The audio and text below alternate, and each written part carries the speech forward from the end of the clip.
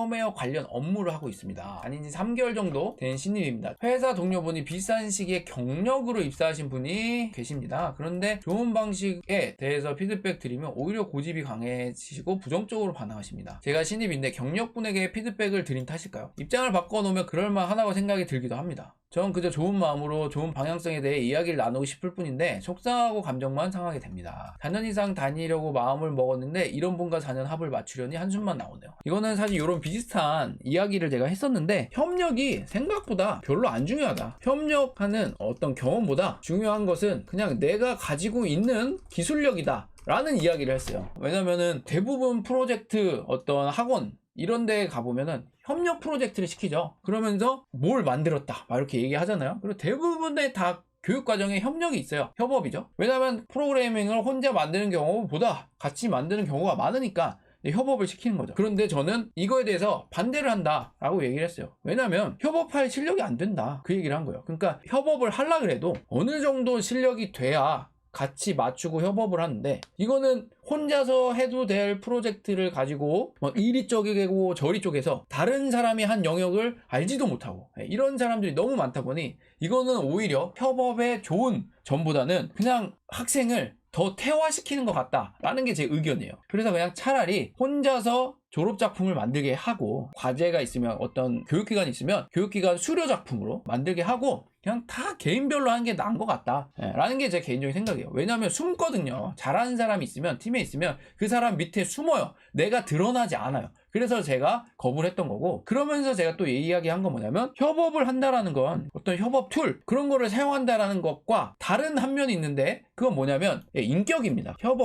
협업에 필요한 기술 그 다음은 인격이에요. 인격. 그런데 협업에 필요한 기술 쓰고 이런 건요 진짜 넉넉 잡아도 하루면 배웁니다. 깃 쓰는 건요 핵심적인 건 하루면 충분히 다 배우고 어느 정도 써요. 그만큼 별로 어렵지 않아요. 그리고 뭐 또 다른 기술이 있다? 그런 거 다 뭐 아무리 휘황찬란한 협업 기술을 갖다 놔도요 일주일이면 그냥 넉넉히 다 배워요. 그만큼 그렇게 기술적인 요소는 어렵지 않아요. 그 다음에 어떤 약속들이 있겠죠. 뭐 협업하는데 어떻게 하자 이렇게 하자 그것도 그냥 처음에만 좀 불편할 뿐이지 하다 보면 다 맞춰집니다. 그래서 기술적인 부분은 생각보다 그렇게 중요하지 않아요. 그런데 우리가 협업할 때 가장 힘든 건 뭐냐면 결국에 인격이에요. 결국 이것 때문에 부닥치는 거거든요. 나 이제 조장이다. 그래서 조장이 우리 다 모이자. 그럼 안 와요. 그러면 어떻게 해요? 독박 쓰죠. 힘들어요. 근데 이게 결국에 무슨 문제냐라고 봤을 때 인격 문제예요. 그냥 같이 협업을 하기로 했고 내가 책임감을 가지고 이 정도 분야를 하기로 했고 나는 뭘 하기로 했으면 그 맡은 파트를 가지고 책임감 가지고 그 일을 마무리하는 거죠. 그런데 지방대 학생들 대부분은 여기에 대해서 아주 그냥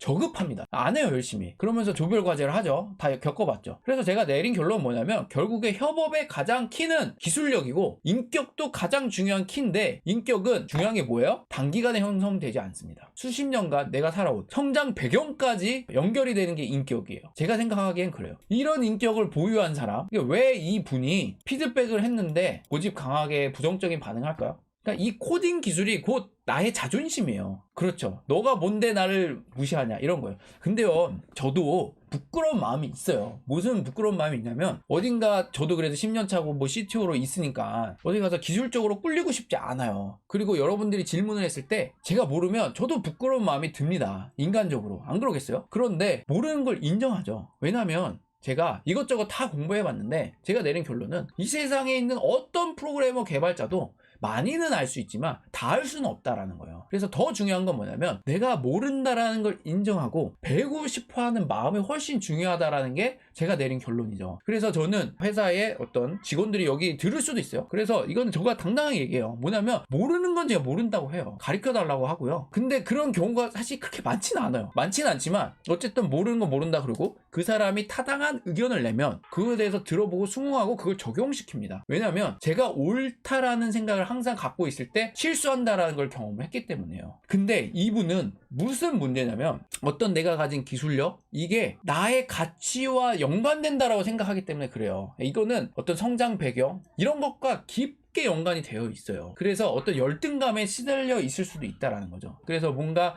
내가 자신 있다라고 하는 분야에 대해서 뭔가 건드려지니까 화가 나는 거예요. 그러면 이런 경우에 어떻게 대처를 하느냐라는 건데 가장 좋은 거는 뭐냐면요.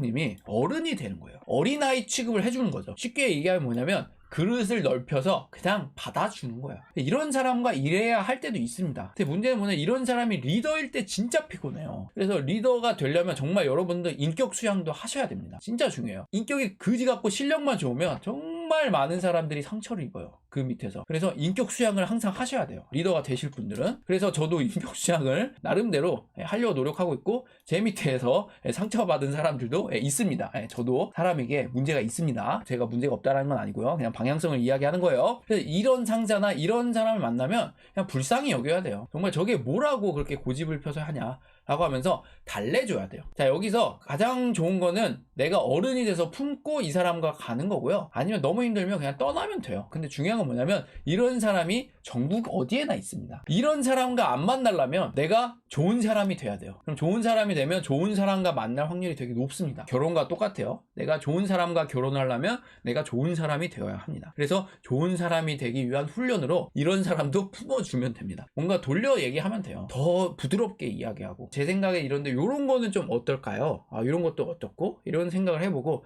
왜 그렇게 생각하시나요? 라고 해서 그 얘기를 또 들어보고 그러면서 하여튼 맞춰주면 될 것 같아요. 그리고요, 이런 분들은 굳이 내가 욕 안 해도 욕 먹고 다닙니다. 그래서 굳이 그렇게 스트레스 받으실 필요 없다라는 게 이론적인 거고 인간적으로는 짜증나죠. 힘들죠. 저 같아도 힘들어요.